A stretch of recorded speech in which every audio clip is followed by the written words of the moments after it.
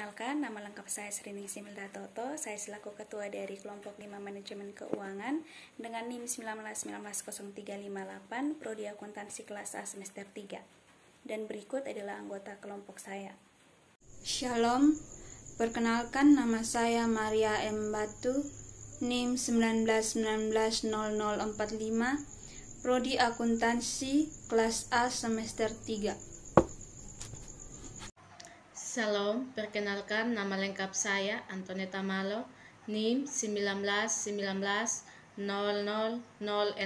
Perkenalkan nama saya Angelina Kartini Meo, NIM 19190039. Perkenalkan nama saya Maria Sirlena Ilibau, NIM 19190017, Prodi Akuntansi semester 3. Hai, salam sejahtera bagi kita semua. Pada kesempatan kali ini saya akan menyampaikan materi presentasi mengenai risiko dan tingkat pengembalian dalam manajemen keuangan. Hai,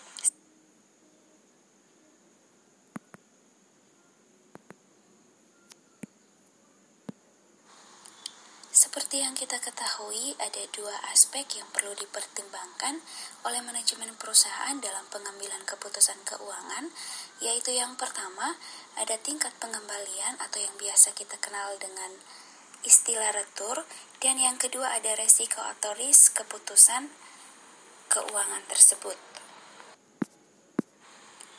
Seperti yang kita ketahui,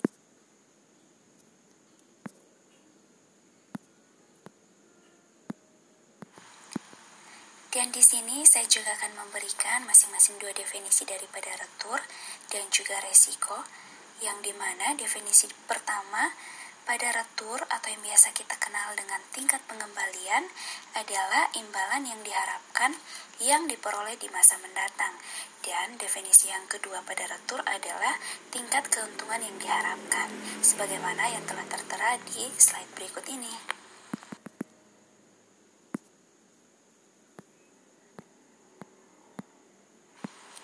Nah, pada slide yang berikut ini menyangkut dengan risiko, dan saya juga akan memberikan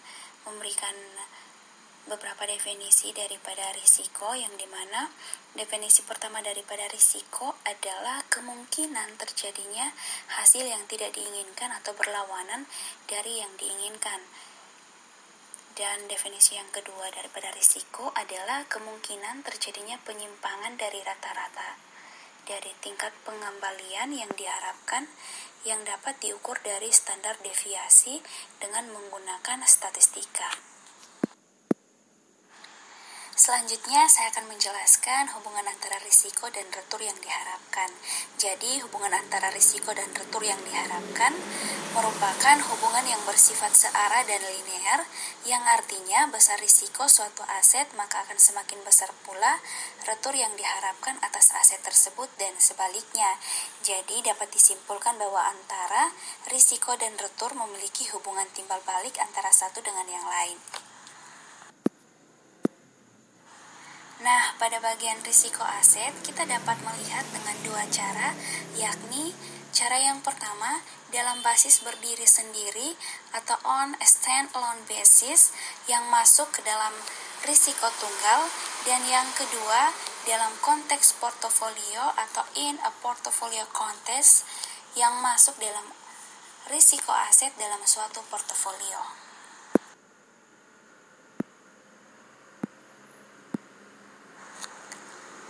Pada bagian risiko aset, kita dapat membedakan dua hal, yaitu yang pertama on a stand-alone basis atau yang biasa kita kenal dengan risiko tunggal, dan yang kedua ada in a portfolio context atau yang biasa kita kenal dengan risiko aset dalam suatu portofolio. Nah, pada bagian ini, teman-teman bisa lihat pada slide. Yang pertama, untuk on a stand-alone basis, merupakan risiko yang harus ditanggung jika berinvestasi hanya pada satu aset saja dan arus kas dihitung secara terpisah. Sedangkan pada bagian in a portfolio context merupakan risiko yang harus ditanggung dalam berinvestasi pada sejumlah aset bisa lebih dari satu aset, dan arus kas dari sejumlah aset digabungkan.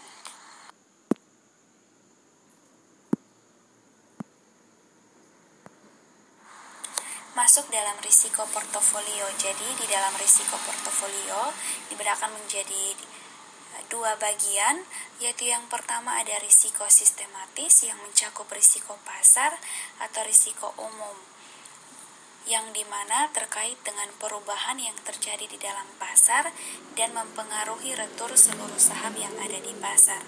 Dan yang kedua ada risiko tidak sistematis yang mencakup risiko spesifik, yang dimana terkait dengan perubahan kondisi mikroperusahaan dan bisa diminimalkan dengan melakukan diversifikasi.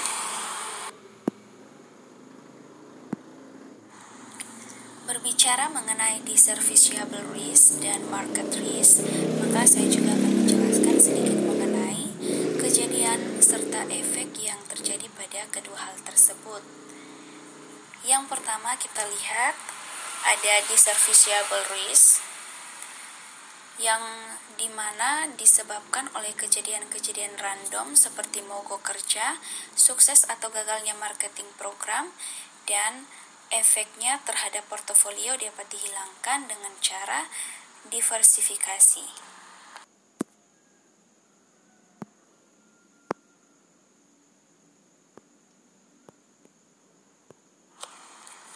Pada bagian market risk biasanya disebabkan oleh faktor-faktor yang mempengaruhi hampir semua perusahaan seperti inflasi, naiknya harga BBM, perang, resesi konflik politik, dan lain sebagainya.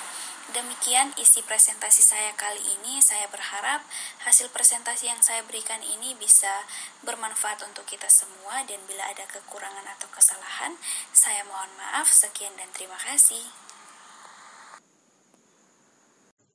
Baik, saya akan melanjutkan materi pada bagian return aset tunggal dan risiko tunggal.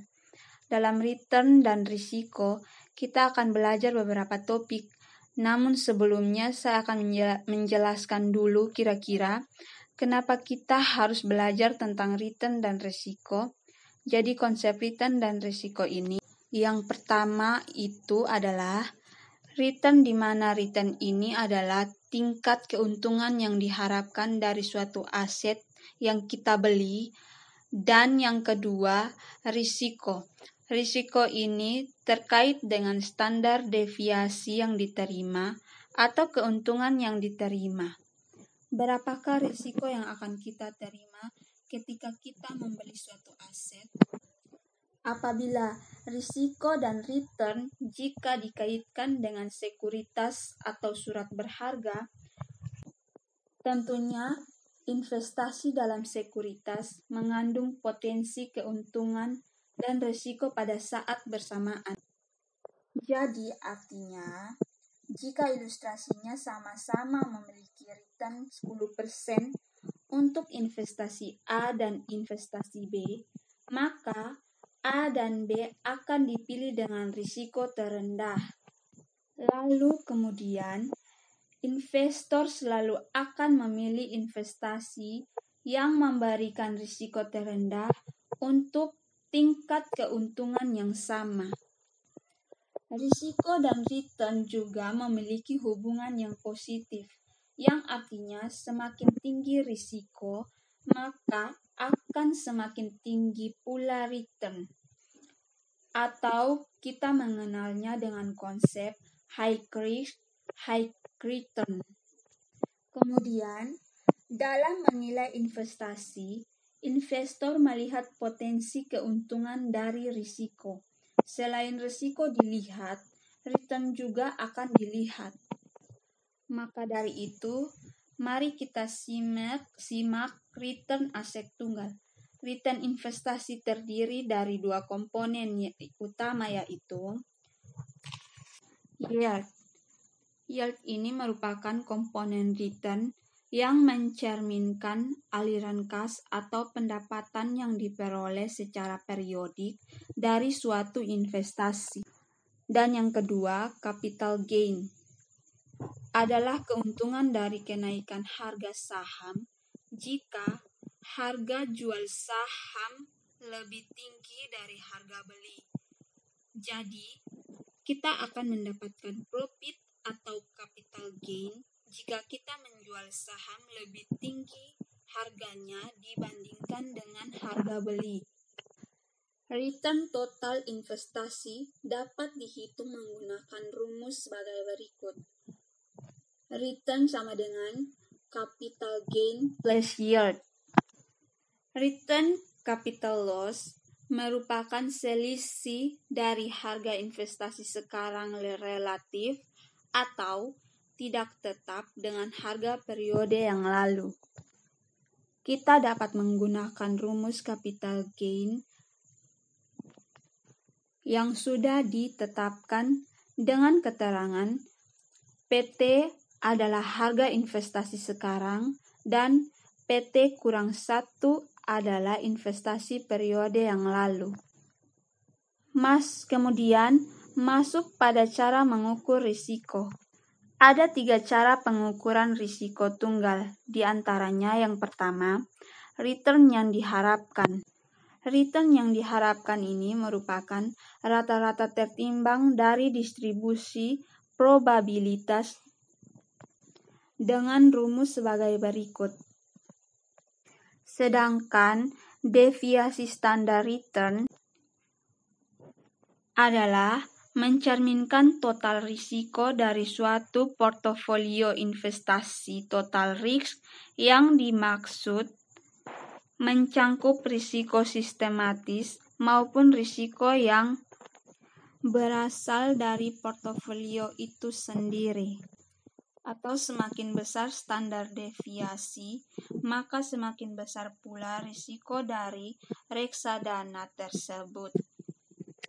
Kemudian, koefisien variasi adalah suatu sistem perbandingan antara simpangan standar dengan nilai hitung rata-rata yang dinyatakan dalam bentuk presentase. Lanjut pada distribusi probabilitas. Distribusi probabilitas ialah suatu daftar semua kemungkinan nilai beserta masing-masing probabilitas terjadinya. Semakin rapat distribusi probabilitas, semakin besar kemungkinan nilai return yang sebenarnya sama dengan nilai return yang diharapkan. Oleh karena itu, semakin rapat distribusi probabilitas, semakin kecil risiko suatu aset. Mari kita lihat pada distribusi probabilitas untuk Martin Products dan Waiter. Pada permintaan akan produk perusahaan, ada yang kuat, normal, dan lemah. Sedangkan probabilitas terjadinya permintaan ada 0,3, 0,4, 0,3, dan yang namanya probabilitas itu akan selalu 1. Totalnya, mari kita lihat pada Martin Product.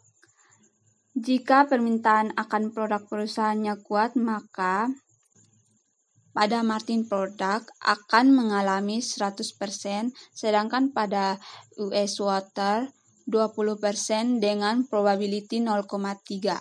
Kemudian, permintaan akan produk perusahaan jika normal pada Martin Product 15% dan US Water akan mengalami 15% dengan probability 0,4.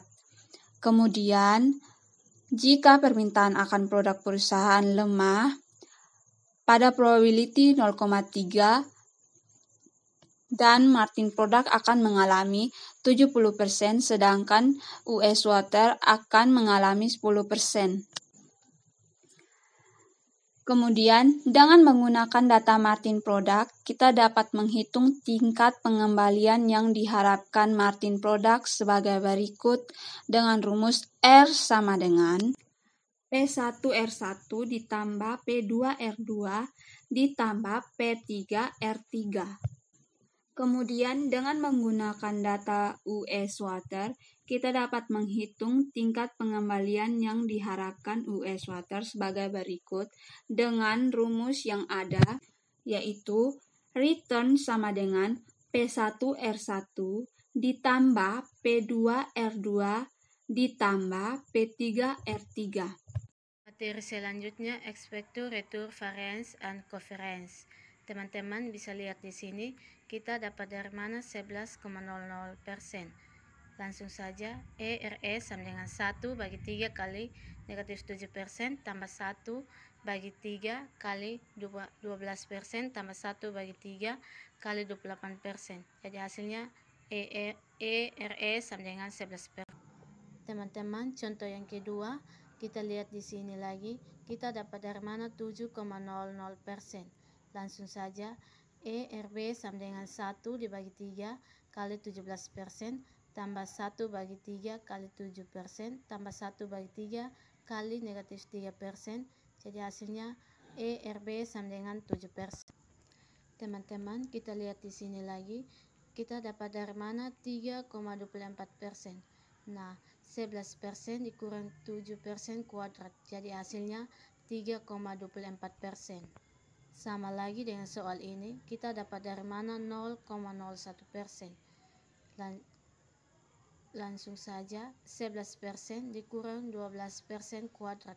Hasilnya 0,1%. Untuk mendapatkan hasil 2,89%, nah teman-teman kita di sini bagi 11% dikurang 28% kuadrat. Jadi menghasilkan hasilnya 2,89%. Lanjut lagi di variance. Supaya mendapatkan hasil dari 0,0205, kita kalikan 2,05% sama dengan 1/3 dikali 3,24% tambah 0,01% tambah 2,8%. Jadi dapat hasilnya 14,3%.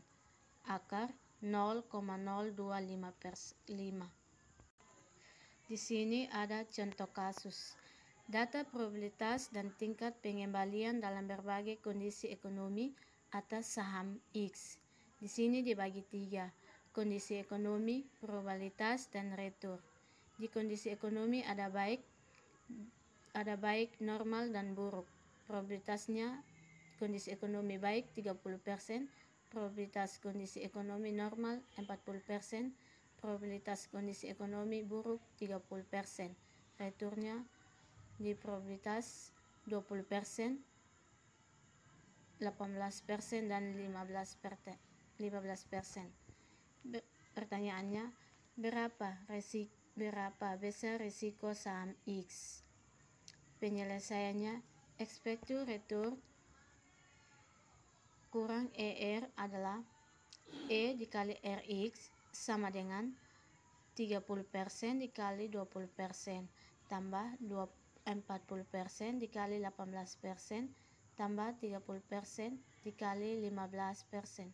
Jadi hasilnya 17,7%. Varians dan standar deviasi. Sigma I kuadrat sama dengan 30% dikali 20% kurang 17% kuadrat tambah 40% dikali 18% kurang 17,7% kuadrat tambah 30% dikali 15% kurang 17,7% kuadrat. Jadi hasilnya 0,00001587 tambah 0,000036 tambah 0,00002187. Jadi sama dengan 0,000381. Sigma I akar 0,000381 sama dengan 0,01951 sama dengan 1952%.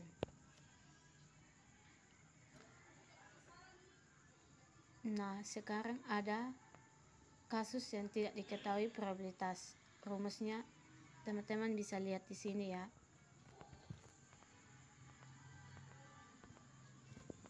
Baik, saya akan melanjutkan contoh kasus data periode pengamatan dan tingkat pengembalian atas saham X. Di situ ditanya berapa besar risiko saham X. Teman-teman bisa lihat sendiri di situ penyelesaiannya. Kita lanjut deviasi standar. Yang pertama, untuk mengukur kerapatan distribusi probabilitas digunakan deviasi standar. Kedua, ada rumusnya di situ, teman-teman bisa lihat. Dan ketiga, semakin kecil deviasi standar, semakin rapat distribusi probabilitas, sebagai akibatnya semakin kecil risiko. Contoh deviasi standar, ada tabelnya di situ. Kita lanjut risiko portofolio. Risiko portofolio dapat dihitung dengan rumus varians dan standar deviasi. Ada rumus dan keterangan simbol di situ. Kita lanjut koefisien variasi atau KV. Yang pertama, jika dua investasi memiliki ekspektasi pengembalian yang sama dengan standar deviasi berbeda, kebanyakan investor akan memiliki standar deviasi yang lebih rendah sehingga risiko lebih kecil. Kedua, jika dua investasi memiliki risiko atau standar deviasi yang sama dengan ekspektasi pengembalian berbeda, umumnya investor akan memilih investasi dengan ekspektasi pengembalian yang lebih tinggi. Dan ketiga, jika dua investasi salah satu memiliki ekspektasi pengembalian yang lebih tinggi, tetapi yang lainnya memiliki standar deviasi lebih rendah, gunakan koefisien variasi. Kita lanjut koefisien variasi atau KV. Yang pertama, jika terdapat dua pilihan investasi yaitu A dengan return yang diharapkan lebih tinggi dan B mempunyai deviasi standar lebih rendah. Ada rumusnya di situ. Dan kedua, KV menunjukkan risk per unit of return dan memberikan ukuran risiko yang lebih bermakna ketika dua alternatif memiliki ekspektasi tingkat pengembalian yang tidak sama. Koefisien variasi, misal apabila terdapat dua proyek yaitu A dan B. Ada tabelnya di situ, teman-teman bisa lihat sendiri. Kita lanjut investasi portofolio dan risiko portofolio. Investasi portofolio. Portofolio adalah suatu kombinasi dua atau lebih investasi. Contoh portofolio. Tuan A terdiri dari saham Telkom, saham Indosat, saham Indofood. Tujuan portofolio meminimumkan risiko cara diversifikasi. Yang berikut investasi portofolio. Yang pertama, aset dalam suatu portofolio lebih kecil risikonya dibanding jika aset itu hanya dipegang tunggal. Kedua, dari kacamata investor, yang terpenting adalah return dan risiko keseluruhan dari portofolio yang dia miliki, bukan masing-masing aset di dalam portofolio tersebut. Oleh karena itu, investor menganalisis bagaimana risiko dan return suatu aset tunggal mempengaruhi risiko return portofolio di mana aset itu berada. Berikut portofolio return. Pertama, return yang diharapkan dari suatu portofolio adalah rata-rata tertimbang atau weighted average dari semua return yang diharapkan dari sekuritas dalam portofolio. Ada rumusnya di situ, teman-teman bisa lihat sendiri. Dan contohnya di situ. Return yang diharapkan dari portofolio ini adalah sebesar 10,75%. Baik, saya akan melanjutkan portofolio risk. Risiko portofolio bukanlah penjumlahan sederhana dari risiko sekuritas-sekuritas yang membentuk portofolio tersebut. Kita bisa lihat di sini. Yang berikut covariance.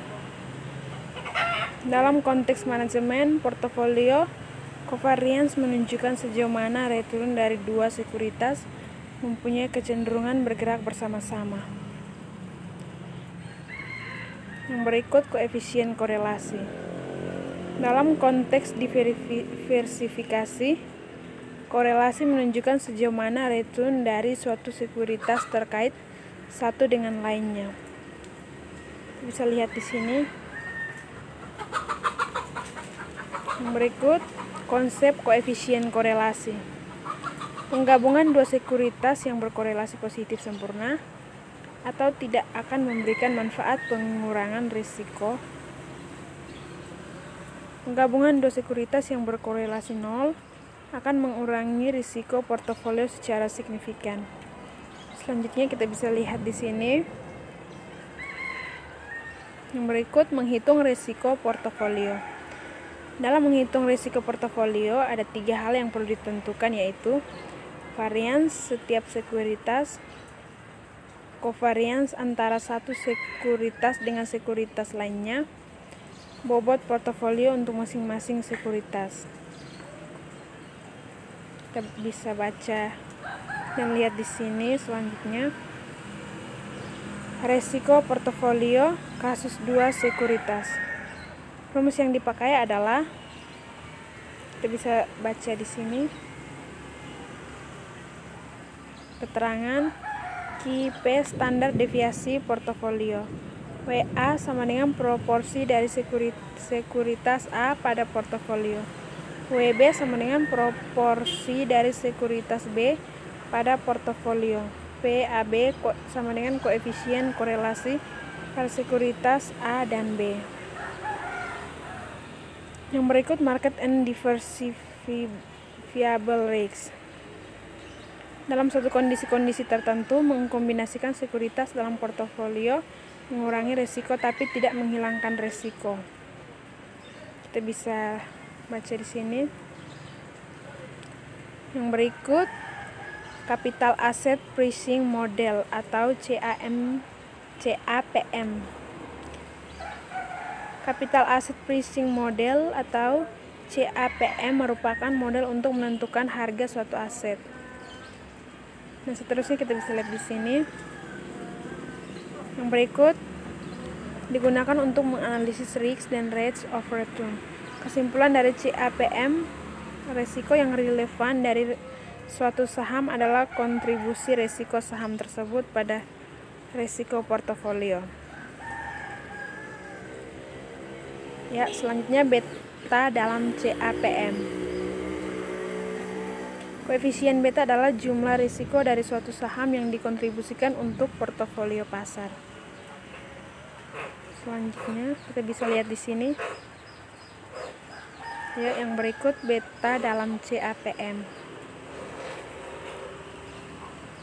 Berikut security market line. Hubungan antara rate of return yang diminta dengan risiko pasar. Market risk premium (RPPM) menunjukkan premium yang diminta investor karena menanggung risiko dari saham rata-rata. Yang berikut security market line. Ini kita bisa lihat. Jadi semakin besar beta suatu sekuritas, maka semakin besar risiko pasarnya, dan semakin besar pula return yang diinginkan investor. Yang berikut keterangan. RRF sama dengan tingkat pengembalian atau return yang bebas risiko diukur oleh pengembalian obligasi pemerintahan jangka panjang. RM return yang diminta dari suatu portofolio disebut juga portofolio pasar atau market portofolio. RPM premi risiko pasar. Premium yang diminta investor karena menanggung risiko dari saham rata-rata. RPM sama dengan RM kurang RRF. Contoh soal PT MTV. Return yang diharapkan dari obligasi pemerintahan atau risk free rate adalah 8%. Return yang diharapkan portofolio pasar adalah 12%. Berapa rate of return yang diharapkan pada saham PT MTF MTV apabila beta adalah 1,4? Diketahui RRF sama dengan 8%, RM sama dengan 12%, B sama dengan 1,4. Maka RMTV sama dengan 8% tambah 12% kurang 8% kali 1,4 sama dengan 13,6. Semakin tinggi beta suatu sekuritas, semakin tinggi risiko pasar, sehingga semakin tinggi pula return yang diminta oleh investor untuk sekuritas yang bersangkutan. Sekian dan terima kasih. Risiko tapi tidak menghilangkan risiko. Kita bisa baca di sini. Yang berikut, Capital Asset Pricing Model atau CAPM. Capital Asset Pricing Model atau CAPM merupakan model untuk menentukan harga suatu aset. Nah, seterusnya kita bisa lihat di sini. Yang berikut digunakan untuk menganalisis risk dan rates of return. Kesimpulan dari CAPM, risiko yang relevan dari suatu saham adalah kontribusi risiko saham tersebut pada risiko portofolio. Ya, selanjutnya beta dalam CAPM. Koefisien beta adalah jumlah risiko dari suatu saham yang dikontribusikan untuk portofolio pasar. Selanjutnya kita bisa lihat di sini. Ya, yang berikut beta dalam CAPM. Yang berikut security market line. Hubungan antara rate of return yang diminta dengan risiko pasar. Market risk premium RPPM menunjukkan premium yang diminta investor karena menanggung risiko dari saham rata-rata. Yang berikut security market line. Ini kita bisa lihat. Jadi, semakin besar beta suatu sekuritas, maka semakin besar risiko pasarnya, dan semakin besar pula return yang diinginkan investor. Yang berikut keterangan. RRF sama dengan tingkat pengembalian atau return yang bebas risiko diukur oleh pengembalian obligasi pemerintahan jangka panjang. RM return yang diminta dari suatu portofolio disebut juga portofolio pasar atau market portofolio. RPM premi risiko pasar. Premium yang diminta investor karena menanggung risiko dari saham rata-rata. RPM sama dengan RM kurang RRF. Contoh soal PT MTV, return yang diharapkan dari obligasi pemerintahan atau risk-free rate adalah 8%. Return yang diharapkan portofolio pasar adalah 12%. Berapa rate of return yang diharapkan pada saham PT MTF MTV apabila beta adalah 1,4? Diketahui RRF sama dengan 8%, RM sama dengan 12%, B sama dengan 1,4. Maka RMTV sama dengan 8% tambah 12% kurang 8% kali 1,4 sama dengan 13,6. Semakin tinggi beta suatu sekuritas, semakin tinggi risiko pasar, sehingga semakin tinggi pula return yang diminta oleh investor untuk sekuritas yang bersangkutan. Sekian dan terima kasih.